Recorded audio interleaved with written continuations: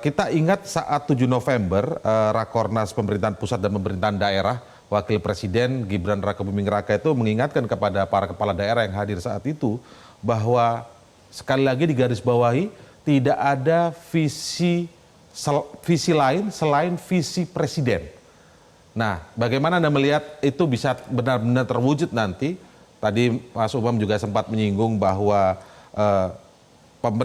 pemilu yang dilaksanakan secara serentak di tahun yang sama, pemilihan presiden sudah ada hasilnya, pemilihan kepala daerah yang baru juga sudah ada hasilnya. Diharapkan ini semua start sehingga bisa sama-sama awal, tidak ada yang diganti di tengah-tengah.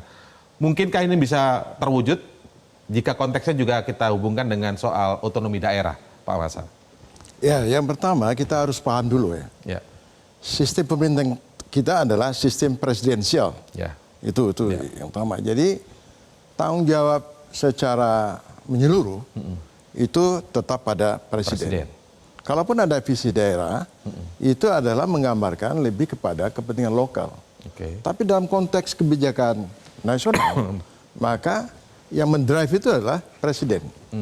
Itu yang pertama. Yang kedua, presiden itu diberikan kewenangan yang sangat kuat.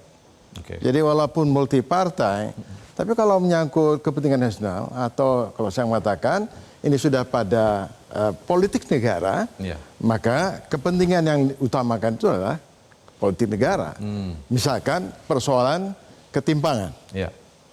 Ya, ketimpangan sosial itu tidak hanya persoalan lokal, itu ada kait-mengkait dengan sistem kekuasaan, ekonomi politik yang terpusat dan seterusnya. Itu satu contoh soal. Soal lain yang menarik adalah 25% anak-anak akan mengalami kelaparan. Itu pidato Pak Prabowo.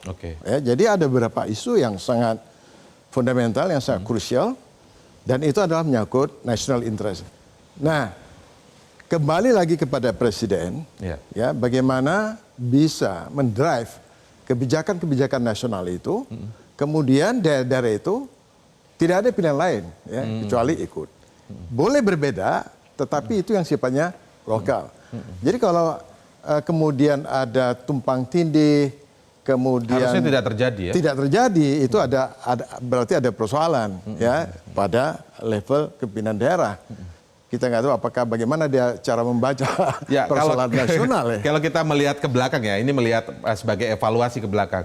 Kan sulitnya ketika ada 1-2 daerah atas nama otonomi daerah kemudian mungkin tidak selaras, bukan tidak selaras untuk berbeda jauh, tapi mungkin ada perbedaan bagaimana mengeksekusi ya, kurang lebih seperti itu. Maka bagaimana pemerintahan pusat itu melakukan penghukuman, tanda kutip ya, karena hasil pilihan rakyat juga. Jadi artinya bagaimana memberikan sanksinya pemerintah pusat itu sebagai wujud untuk bisa sama gitu maksudnya, Pak Masa? Ya, satu kewenangan pemerintah pusat adalah dalam mendistribusikan anggaran. Ya, sebenarnya itu kuncinya mudah sekali. Dan bahkan itu kalau pemerintah pusat, dalam ini adalah Kemendagri, dia punya sistem evaluasi terhadap pembangunan daerah, itu sebenarnya sangat mudah dikontrol. Apabila kepala daerah tidak bisa memenuhi kepentingan nasional, kebijakan nasional ditetapkan oleh presiden, maka itu ada sanksinya kepada penganggaran. Dalam konteks penganggaran sanksinya. Iya. Apalagi kalau hasil evaluasi itu tidak mencapai ya target-target yang sudah ditetapkan. Nah, saya kira presiden itu harus tegas.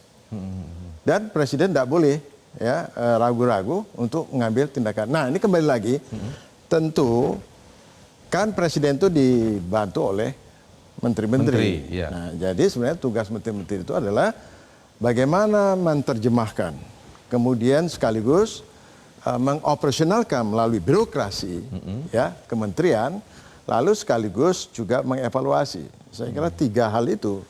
Nah, kalau menteri itu dia tidak mampu untuk menjalankan itu implikasinya pada kebijakan presiden. Walaupun Pak Presiden, Pak Prabowo pidatonya itu kan saya jadi boleh juga ini ada suatu harapan baru ya.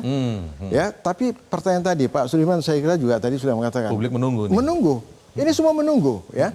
Apakah pidato Pak Prabowo itu bisa nggak diwujudkan? Salah satu contoh lagi, saya yang sederhana. Soal law enforcement. Law Penegakan hukum itu bukan hanya persoalan ada yang di peradilan, Iya. tapi bagaimana menertibkan birokrasi.